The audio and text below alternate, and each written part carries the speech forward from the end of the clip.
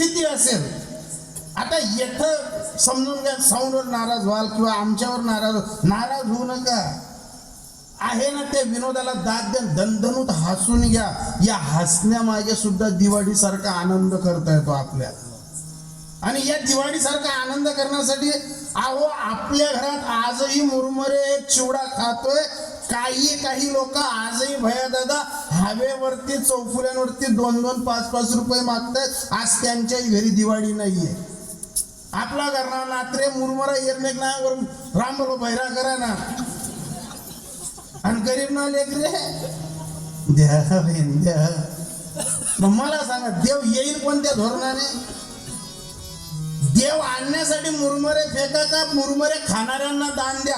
धर्म कर का अधर्म कर, पण असा कर की देव घरी यायला पाहिजे. ऐसा कर. आणि हे सूत्र कळालं ना, ऐसा कर घर आविराम और धंदा. रिकाम्या धंद्यात काय पडतं?